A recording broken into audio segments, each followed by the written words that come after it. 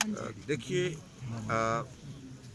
Active case finding का एक case जो हमारा हिमाचल प्रदेश में जो अभियान था वो उस दौरान था जब कोविड-19 जो है हिमाचल प्रदेश में अभी प्रवेश किया था।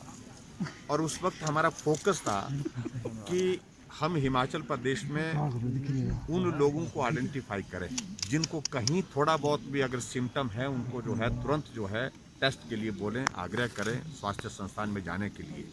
वो बहुत ज़्यादा फोकस्ड इस बात पर था। लेकिन जो अभी जो हमारा जो अभियान जो है हिमाचल प्रदेश में जो नया इसका नाम हमने हिम सुरक्षा अभियान रखा गया है और इस अभियान में कोविड नंबर 1 प्रायोरिटी है। लेकिन उसके साथ साथ में दूसरी सारी चीज़ें, ट्यूबरक्लोसिस किस व्यक्ति को किस परिवार में है, बीपी किस परिवार के किसी सदस्य को है, उसका पूरा डिटेल्स, उसका पूरा पता, और उसके बाद शुगर का पेशेंट कौन है, और इस तरह से जितनी भी इस तरह की बीमारियां हैं उन बीमारियों का एक पूरा डाटाबेस जो है उसी तरह से हम बना करके हम तैयार करें। लेकिन विशेष तौर से अभी हमने कहा है 25 नवंबर से 27 दिसंबर तक इस अभियान को ज़्यादा फोकस हम करेंगे कोविड के संदर्भ में, क्योंकि बहुत सारे मामले इन दिनों में हिमाचल प्रदेश में कोविड-19 के हमारे सामने आए हैं और संक्रमित हुए हैं लोग, बहुत बड़ी संख्या में मृत्यु भी हो रही है। और इसलिए इस अभियान का ज़्यादा महत्व है कि लोगों को जागरूक करना, और लोगों को जागरूकता के लिए वही विषय है, मास्क पहन करके जाओ, सोशल डिस्टेंसिंग करो, अनावश्यक रूप से भीड़ का हिस्सा मत बनिए। और बुजुर्ग लोग और ख़ास तौर से जो लोग ऐसे जो किसी बीमारी से पहले ही जो है वो ग्रस्त हैं, चाहे वो शुगर का है, चाहे वो कैंसर का है, चाहे वो ट्यूबरक्लोसिस का है, चाहे वो किसी भी हार्ट का पेशेंट है, उन और उम्र दराज लोगों को उनसे विशेष तौर से कि उनके लिए ये सर्दी का मौसम और भी ज़्यादा जो है वो परेशानी वाला हो सकता है कि अगर वो संक्रमित हो जाए। ऐसे में वो लोग जो है वो उनको आग्रह पूर्वक कहेंगे कि वो अवॉइड करें सोशल गैदरिंग्स, भीड़ वाले इलाके उनको अवॉइड करें और परिवार में रहें, घर के अंदर रहें, घर में रहें, इस बात को लेकर के। और दूसरा जो है, जो लोग जो है पर्टिकुलरली जो बड़े आयोजन कर रहे हैं उनको भी इस बारे में जानकारी देना, क्योंकि आप तो आनंद के माहौल में अपने घर में सेलिब्रेशन कर रहे हैं, लेकिन आपकी सेलिब्रेशन के कारण कई लोगों का जीवन संकट में आ रहा है। इस बात को बहुत गंभीरता से लेने की आवश्यकता है। अभी इन दिनों में अगर जो मामले बढ़े हैं, मामले बढ़ने की सबसे बड़ी वजह है कि हम कैजुअल हो गए, इसलिए कर्फ्यू रात को लगाना, और इसलिए हमने दफ्तरों में जो है क्लास 3 क्लास 4 के एम्प्लॉयज़ के लिए 50% प्रेजेंस रखी, और उसी तरह से हमने ये जो सोशल गैदरिंग्स हैं उसमें रिस्ट्रिक्शंस लगाई। तो ये व्यवस्था है, मजबूरी है। अनलॉक फेज में हमने खुला छोड़ दिया था, लेकिन फिर भी हमको अब वापस उस दिशा में जाना पड़ रहा है क्योंकि लोग गंभीरता से नहीं ले रहे। मेरा आप सब के माध्यम से हिमाचल प्रदेश के सभी भाई बहनों से विनम्र निवेदन है कि संकट बहुत बड़ा है ये, और ऐसी परिस्थिति में बिल्कुल लापरवाही ना करें। आप शादियां करें, आप आनंद से कुछ वक्त तक इंतज़ार करें, और उसमें धाम देनी है तो उसको बाद में आयोजन करें, लेकिन अभी इस दौरान जो है ऐसे आयोजनों को बड़ा मत करिए, छोटा करिए। यही मुझे विनम्र निवेदन सर। जो टीम मेंबर्स हैं और हमने मास्क पर भी हमने हिमाचल प्रदेश में तय किया कि कैजुअल हो गए लोग, और उसमें हमने फाइन पहले 200 रुपये लगाते हैं, अपने 1000 रुपये का हमने किया। हम मानते हैं ज़्यादा है, लेकिन जितनी ज़्यादा लोगों ने ढील अपने आप जो है उस तरह से लेने की कोशिश की है, ऐसी सूरत में ये विवश होकर के कुछ निर्णय हमको सख्त लेने पड़ रहे हैं। हिम सुरक्षा अभियान के जो टीम मेंबर्स हैं उन, लेकिन स्वयं के पास किट नहीं है, किस तरह से? देखिए, मैं उसमें एक चीज़ को कहता हूँ, एक चीज़ मैं इसमें कहना चाहता हूँ, ये आवश्यक नहीं है कि सबको पीपी किट में ही काम करना है। पीपी किट में काम करने की जहाँ तक बात है वो उसी तरह से जहाँ बिल्कुल आदमी संक्रमित है, और संक्रमित होने के साथ साथ में उसको जो है वो आदमी जो ट्रीट कर रहा है, तो उसका ट्रीटमेंट कर रहा है, उसको हैंडल कर रहा है, तो उसके लिए बहुत आवश्यक है, उसके लिए तो दे ही रहे हैं।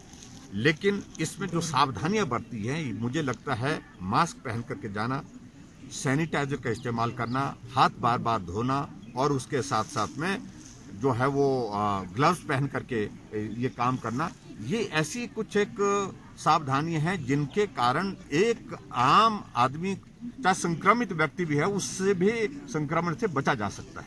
और इनको सबको, आशा वर्कर्स को, आंगनवाड़ी वर्कर्स को, हेल्थ वर्कर्स को, सबको ये सारी सुविधाएं इस दौरान हम दे रहे हैं। और ऐसी परिस्थिति में मुझे लगता है कि किसी प्रकार का कोई संकट नहीं होना चाहिए। मैं स्वयं इस बात को कह सकता हूँ, मैं कोविड के इस दौर में से खुद गुजरा हूँ। ऐसी परिस्थिति में हमारे परिवार के लोग भी जो हमारे साथ काम करने वाले हैं उन्होंने भी सावधानी ही बरती है, लेकिन किसी को कोई संक्रमण नहीं हुआ, किसी को कोई संक्रमण नहीं हुआ। और संक्रमण में यही चीजें जिनका मैं जिक्र कर रहा हूँ, मास्क पहनना, सैनिटाइजर का इस्तेमाल करना और हाथ को बार बार धोना। हाथ को बार बार धोने के साथ साथ में अगर वहाँ ग्लव्स पहनने की जरूरत है तो ग्लव्स पहन करके काम करना, ये पर्याप्त है। आज प्रधानमंत्री से बातचीत होनी है, हिमाचल प्रदेश की क्या डिमांड रहने वाली है खासकर कोविड के मद्देनजर? देखिए, जहाँ तक आदरणीय प्रधानमंत्री जी ने हमको बहुत मदद की है। हिमाचल प्रदेश में पीपी किट की एक वक्त कमी होती थी, आज कमी नहीं है। हमारे यहाँ पर मास्क की कमी होती थी N95 की, आज कमी नहीं है। हिमाचल प्रदेश में वेंटिलेटर्स की कमी होती थी, आज वेंटिलेटर 500 वेंटिलेटर उनने एक साथ दिए हैं और 500 दूसरे जो क्या बोलते हैं उनको ऑक्सीजन कंसंट्रेटर वो भी उपलब्ध कराए हैं। और ऐसे में हिमाचल प्रदेश में जो इंफ्रास्ट्रक्चर के हिसाब से जो नंबर ऑफ केसेस बढ़ रहे हैं उसके लिए हमने 4 जगह जो है मेक शिफ्ट अरेंजमेंट करने के लिए भी हमने टेंडर कर दिए हैं। वो प्रोसेस आगे बढ़ा है और उसमें जल्दी से वो सारी चीजें हो जाएंगी। अगर नंबर बढ़ता है तो अरेंजमेंट हमारे पास अवेलेबल रहेगा। Finally sir, instead of blaming media, क्या आप री-इन्वेस्टिगेट करेंगे? ऑक्सीजन की कमी से कल भी एक मौत हुई है। एक बात कर रहा हूं, मैं मीडिया को कहीं ब्लेम नहीं किया। मेहरबानी करके ऐसे शब्द मत डालिए हमारे मुंह में। मैं मीडिया का सम्मान करता हूं, लेकिन मेरा कहना है कि ऑक्सीजन के कमी का कहीं नहीं आया है जिक्र। कल डेथ हुई है सर एक, क्या आप इन्वेस्टिगेट करवाएंगे क्या कमी है या नहीं थी, सप्लाई नहीं पहुंच पाया? वो हम पता करेंगे कि क्या वजह रही होगी, क्या वजह होगी। लेकिन ऑक्सीजन उसमें एकमात्र वजह होगी ऐसा मुझे जो है वो जानकारी जब मिलेगी उसके बाद ही कह पाऊंगा। लेकिन मालूम नहीं कैसे कौन कंक्लूजन पर पहुंच जाता है कि इसके कारण उसके कारण हुई है। लेकिन मेरा इतना जरूर है कि जिम्मेदारी सबकी है, नागरिक की जिंदगी बचनी चाहिए, उसके लिए सही बात जो है वो मुझे लगता है कि लोगों के सामने प्रस्तुत होनी चाहिए, ये बहुत आवश्यक है। सर, एक नाइट कर्फ्यू को लेकर जो है चर्चा चल रही है सोशल मीडिया में भी, तो आखिर वजह क्या है कि नाइट कर्फ्यू ही क्यों?